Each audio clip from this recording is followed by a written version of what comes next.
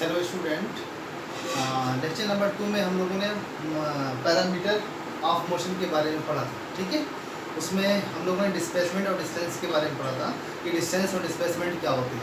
आज हम इस वीडियो में हम लोग बात करेंगे नेक्स्ट पैरामीटर की, जिसके बेसिस पर हम मोशन के और फीचर्स और मोशन के बारे में समझते हैं। तो नेक्स्ट उसमें है आपका स्पीड। ठीक है, स्पीड। तो स्पीड कैसे डिफाइन करते हैं? सबसे पहले चीज़, how we define speed. So it is defined as the ratio of distance to time. Distance और टाइम का जो रेशियो होता है उसको हम क्या बोलते हैं? स्पीड बोलते हैं। इसकी ज़रूरत क्यों पड़ी? क्या वजह थी कि हमें स्पीड जैसे पैरामीटर को डिफाइन करना पड़ा? स्टूडेंट, हमें पता है कि जब भी कोई चीज़ मोशन में होती है तो हम समटाइम हम यूज़ करते हैं कि ये स्लो है, ये फास्ट है, स्लो जा रहा है, फास्ट जा रहा है। ये स्लो और फास्ट जो वर्ड आ रहा है, हम कैसे इसको समझ पा रहे हैं? स्लो और फास्ट क्यों स्लो बोल पा रहे हैं, क्यों फास्ट बोल पा रहे हैं? इस बात को बोलने के लिए, इस बात को समझने के लिए हम स्पीड का यूज़ करते हैं। स्पीड जिसकी हाई होती है उसको हम बोलते हैं फास्ट है, जिसकी स्पीड स्लो होती है उसको हम बोलते हैं स्लो है। तो स्पीड बेसिकली क्या होता है? किसी भी मूवी ऑब्जेक्ट, जो भी ऑब्जेक्ट मोशन में है, अगर उसको हम टाइम, उसके जो वो ऑब्जेक्ट जो डिस्टेंस ट्रेवल करता है और टाइम के रेशियो, टाइम के रिस्पेक्ट में हम उसको देखें तो हम कंपेयर करके एक फिजिकल क्वांटिटी डिफाइन करते हैं जिसको हम बोलते हैं स्पीड। एग्जाम्पल के तौर पर सपोज एक ऑब्जेक्ट है, ठीक है, एक ऑब्जेक्ट है जो सपोज 5 मिनट में सपोज 20 मीटर ट्रेवल कर रहा है। 5 मिनट में 20 मीटर। ओके, मैं लिखता हूँ तो ज़्यादा क्लियर होगा। एग्जाम्पल 1,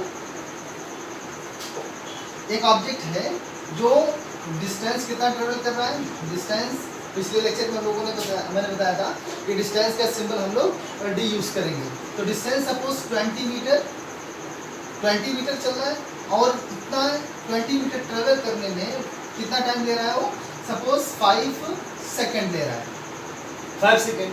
तो ये हमारे पास एक डेटा आ गया, उस ऑब्जेक्ट के मोशन का डेटा हमारे पास आ गया।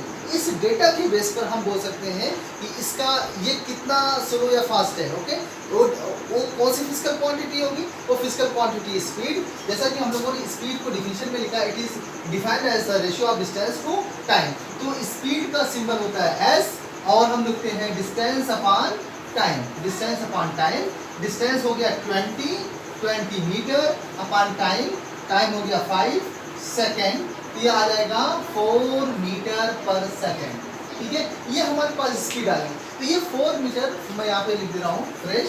Speed is equal to 4 metre per second. ठीक है, ये 4 हमारे पास क्या है? 4 क्या है? स्पीड बता रहा है। ठीक है, अगर कोई दूसरा ऑब्जेक्ट है, suppose example number first, case number first, ठीक है, ये हमने एक एग्जाम्पल सेलेक्ट किया, हमने कोई दूसरा एग्जाम्पल सेलेक्ट कर रहे हैं। डेली लाइफ में हमारे पास बहुत सारे ऑब्जेक्ट हैं, सब मोशन में आते हैं और वो सारे ऑब्जेक्ट के मोशन को हम समझना चाह रहे हैं कि स्लो कौन है, फास्ट कौन है।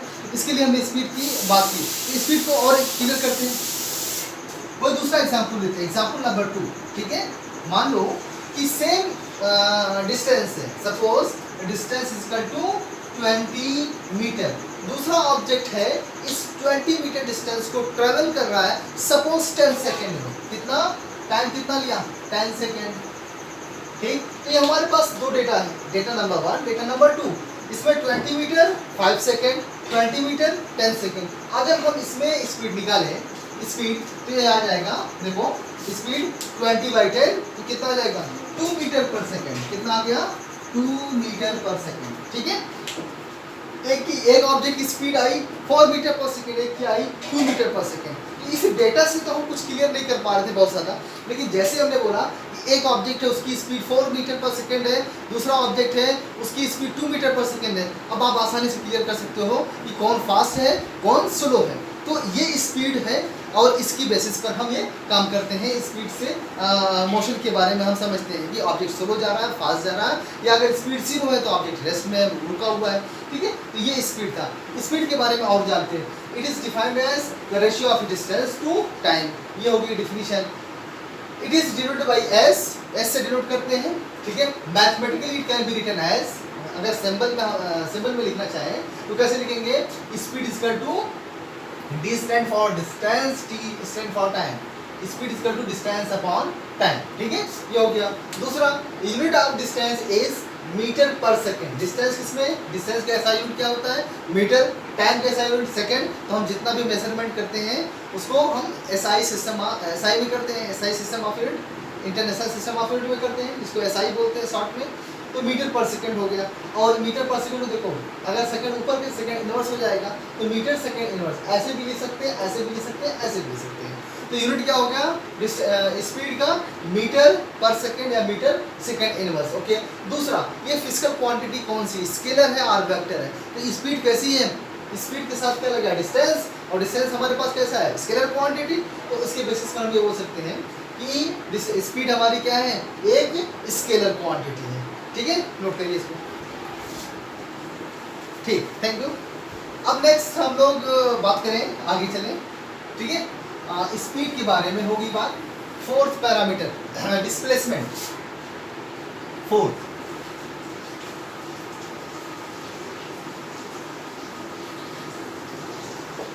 डिस्प्लेसमेंट, ठीक है, ये कैसे डिफाइन किया जाएगा, एग्जैक्टली जैसे आपने स्पीड को डिफाइन किया उसी तरीके से आप डिस्प्लेसमेंट को भी डिफाइन करेंगे, ठीक है। तो दोनों में एक चेंज आएगा, ठीक है। वहां पर आपने क्या लिखा था, it is defined as the ratio of distance. यहाँ पे डिस्टेंस नाम की क्या हो जाएगा, डिस्प्लेसमेंट हो जाएगा, डिस्प्लेसमेंट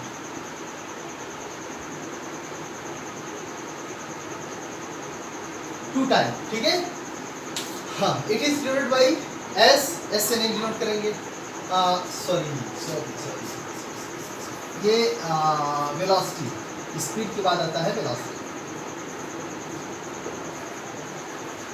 सॉरी, ये जो मैंने डिस्प्लेसमेंट लिखा था, डिस्प्लेसमेंट की नहीं, स्पीड और वेलोसिटी की बात करें, स्पीड हो चुका, अब ये velocity, velocity it is defined as the ratio of displacement to time.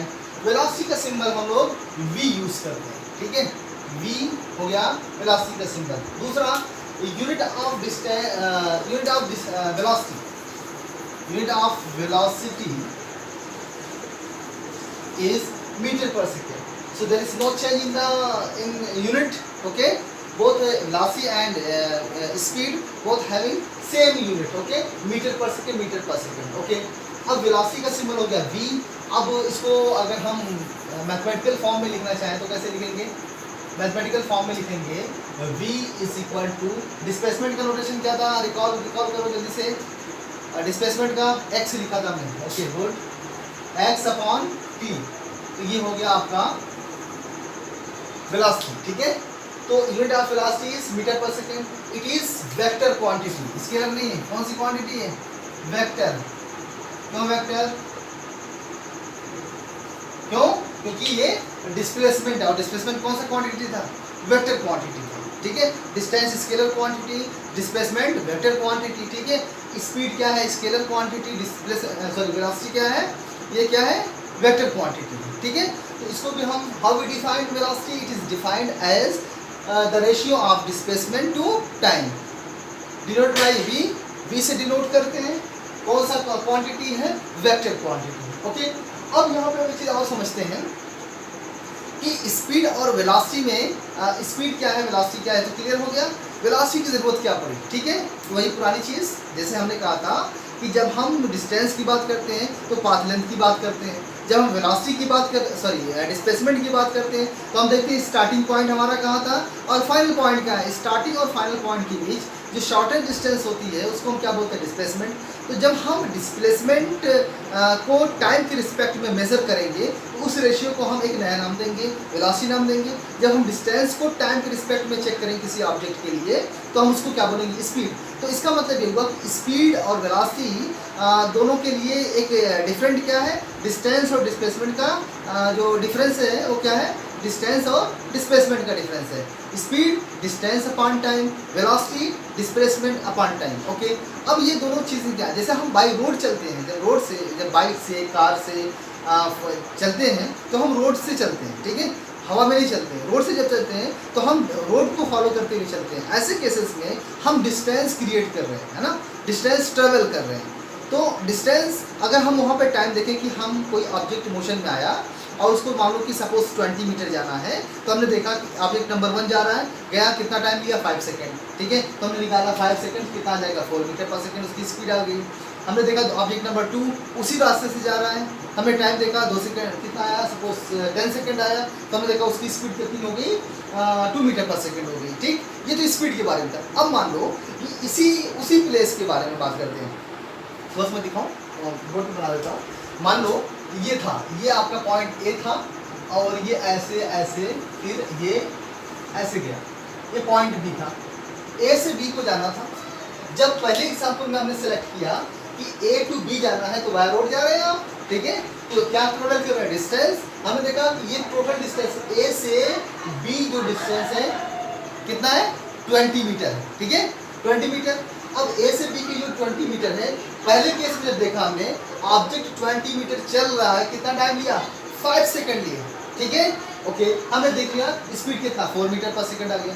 उसी ए से बी जाने के लिए हमने दूसरे ऑब्जेक्ट को मोशन में रखा, दूसरा ऑब्जेक्ट चला तो 20 मीटर चला, लेकिन कितना चला, कितना टाइम लिया 20 सेकंड टाइम लिया। इस केस में हमने देखा स्पीड कितना हो गया 20 मीटर पर सेकंड हो गया। ये स्पीड के बारे में हम लोगों ने समझ लिया, डिस्टेंस को समझ लिया। अब इसी एग्जाम्पल पर हम वेलोसिटी और डिस्प्लेसमेंट को अप्लाई करते हैं और उस पर्टिकुलर ऑब्जेक्ट के बारे में थोड़ा सा समझते हैं, ठीक है। तो अब यहाँ पर अगर आपसे पूछा जाए what is displacement in this case, so definitely your answer will be this is our initial point and this is our final point। ये इनिशियल पॉइंट हुआ, ये फाइनल पॉइंट हुआ। इनिशियल और फाइनल पॉइंट के बीच की शॉर्टेस्ट डिस्टेंस देखिए, ये यहाँ से ए टू बी ये डिस्टेंस होगी, ये डिस्टेंस होगी। तो डेफिनेटली किससे कम हो जाएगी 20 मीटर से कम हो जाएगी, डेफिनेटली 20 मीटर से कम हो जाएगी।